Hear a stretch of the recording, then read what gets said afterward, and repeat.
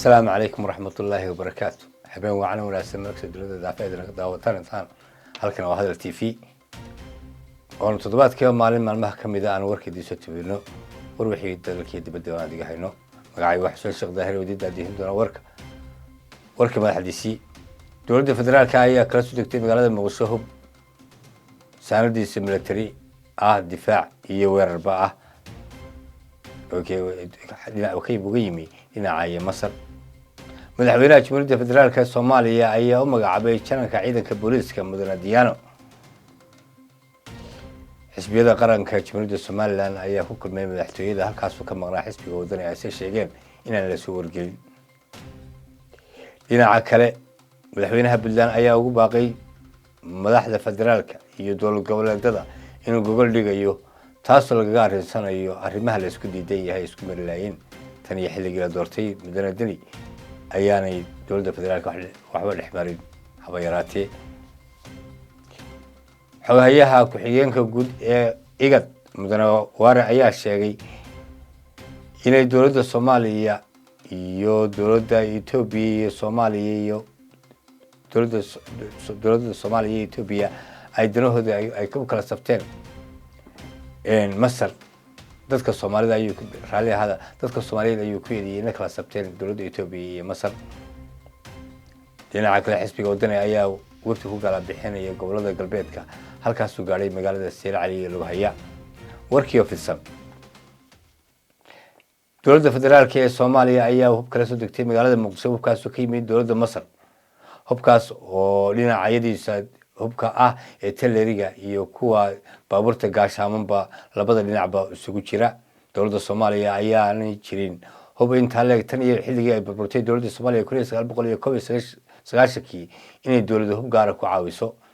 xilligii sanadihii la soo dhaafay ayaa dowladda federaalka laga qaaday cunaqabateynta militariga si ciidamo gaashaamano Soomaaliya iska difaacaan dal iyo dibadba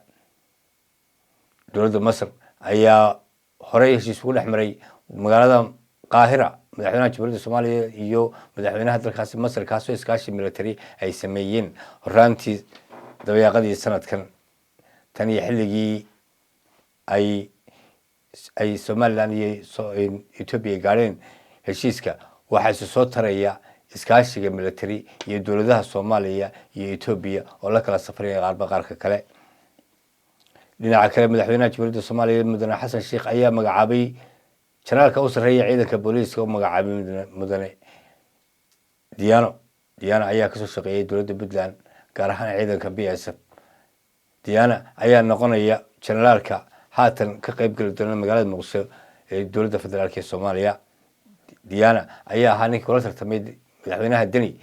dhinaca madaxtinimada halkaas aanu kaga guuleystay madaxweynaha Deni tan iyo xilligaas waxaaba yaraatay wada shaqeyn ma dhexmarin Deni iyo Diyaano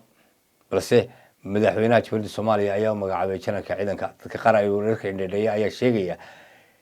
in taas maadaama ay isku uu ku ahaa mucaaradka koobaad uu ka ahaa Diyaano madaxweynaha Deni in taas keenaysa carqaladii markii hore jiray dhinaca kale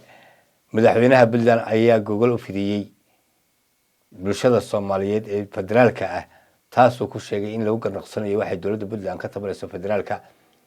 dadweynaha qaar ayaa sheegay in qodobadaasi ay kamid yihiin hore la isku mari waayay qaabka ganacsiga ciidamada militariga federaaliyinta dowlad goboleedyada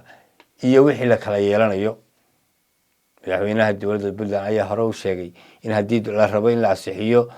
dastuurka qaranka Jamhuuriyadda Federaalka Soomaaliya in go'aan laga gaaro dowladda Somaliland inay ka go'ayso iyo inay imanayso golaha oo ay wax ka saxiixayso dhinaca kale dadkii hooga indheeya siyaasadda ayaa sheegay inaanay jirin walaalan ka wada shaqeyn ka dhaxaysa dowladda federaalka Soomaaliya haddana ku soo biray Diyaano taasoo carqalad ku keeni karta wada hadaladii iyo arrimihii dhexmari lahaa madaxweynaha Somaliland ayaa isugu yeedhay xisbiyada qasriga madaxtooyada halkaas ku kulmeen xisbiga cid iyo xisbiga kulmiye halkaasna ka soo qayb galeen xisbiga wadani xogayihiisa Khadar ayaa sheegay inaanay jirin haba yaraatee cid iyaga u matalaysay goobtaas ama haba yaraatee cid ku soo wargelisay mana jirto cid lagu soo wargelisay ayuu yiraahdaa golahaas ahaan mid iyaga u gaara balse aan ahayn mid xisbiyada qaranku ku ballameen oo ay maalin balan u taalay oo la shaaciyey ama warbaahinta loo shaaciyey ama loo shaaciyey xisbiyada isla ogaayeen ku iman lahaayeen taasoo iyagu iskood habeenkaas oo lagu tilmaamay in laga soo difaaca qaranka iyo in laga tashanayo sida loo geli lahaa doorashooyinka ayaa hadda maraya meel xasaasi iyadoo loo diyaargaroobayo in codayntii xilligeedii iyo in la bilaabo ololihii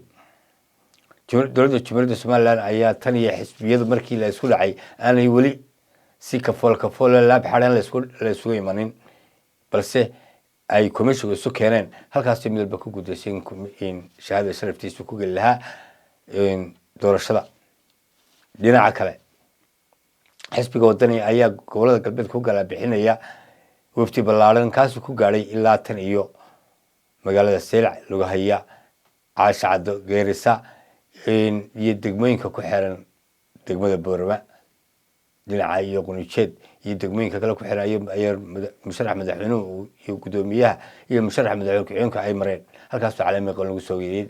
haatan musharaxa xisbiga iyo gudoomiyaasha dhamaantood waxa ku soo magaalada Berbera halkaas safarka soo kicitay doonaan sala sheegay magaalada Berbera safarka galbeedka ayaa mid aad iyo aad ugu qeybgalay halka marka la eego magaalada Boorama iyo magaalada Seylac Gabiley oo aad iyo aad inta ku xiran lagu haya oo aad iyo aad loogu soo dhaweeyay xisbiga ayaa sheegayaan dadka u dhow dowladda siyaasadda in iyagu haystaan aqlabiyadda qaranka xilliga foodka markii la gaadho xogayaha ku-xigeenka urgoboleedka IGAD ayaa sheegay inay dadyoga Soomaalidu ama dowladaha Soomaaliya Somaliland iyo Soomaaliya inay la kala safteen dowladda Itoobiya iyo dowladda Masar kuwaas isku haya webiga Niil balse iyaga wax danay aan ugu jirin danta wada hadallada Soomaaliya dhibaatooyinka Soomaaliya dhex yaala inaan loo gudbin wadamo kale oo shisheeye iyagu iska kaashadaan wada hadallada iyo isku soo celiyaan iyo wax iyagu isku hayaan balse ayaan noqonin goob dagaal iyagu oo lagu gorgortamo geeskan Afrika tan iyo xilligii ay Jamhuuriyadda Somaliland la gashay dowladda Itoobiya in isafgaradkii ku dhisnaa inay isdhaafsadaan saldhig military iyo ictiraaf iyo arrimo la khuseeyay iyaga ayaa waxa soo taraya khilaafka Itoobiya iyo Soomaaliya oo si cakirmaya dowladda Soomaaliya ayaa garbaha dhinaca Turkiga iyo waxay sheegeen ka caawin doona badda dhinaca kale military-gana ka caawin doona waddanka Masar